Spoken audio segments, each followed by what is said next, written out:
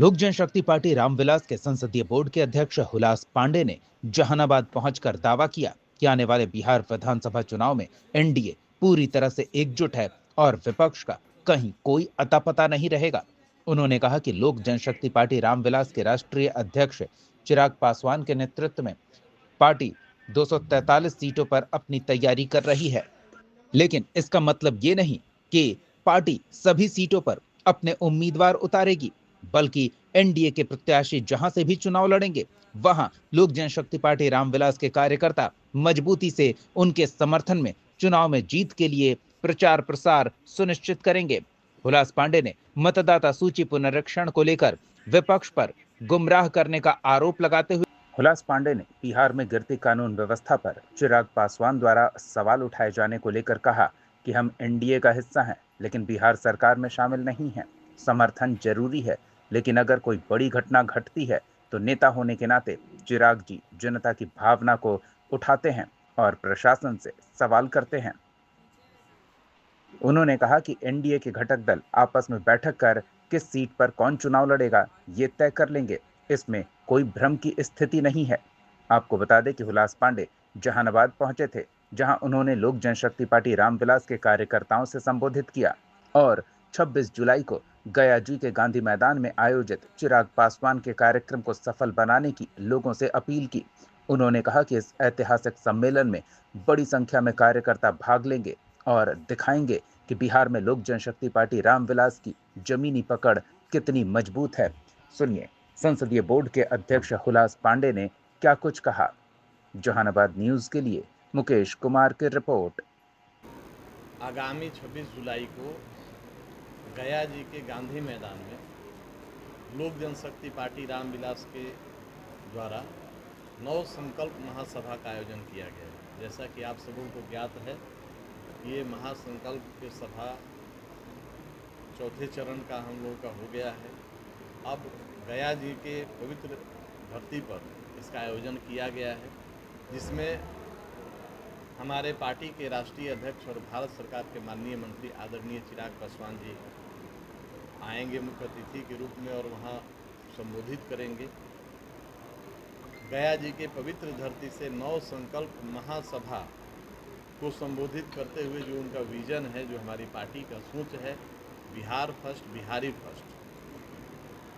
हमारे नेता का कहना है कि राजनीति में वो आए ही हैं सिर्फ बिहार और बिहारियों के लिए, और वैसे में जो अपना विजन है उसको अपने पार्टी के पदाधिकारियों के साथ साथ आम बिहारियों के बीच भी रख रहे हैं और गया जी से भी रखेंगे।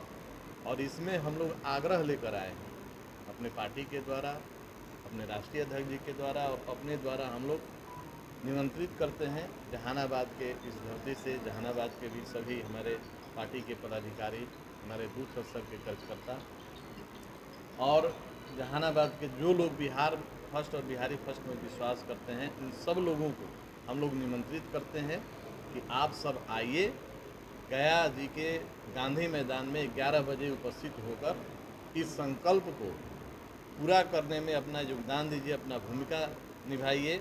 ये बिहारियों के लिए संकल्प है, ये बिहार के लिए है। हमारे नेता बिहार को फर्स्ट देखना चाहते हैं, बिहारी को फर्स्ट करना चाहते हैं, और वैसे में हम सभी बिहारियों का ये कर्तव्य है कि हम लोग पहुँचें और उनके मनोबल को ऊंचा करें और इस संकल्प का हिस्सा बनें।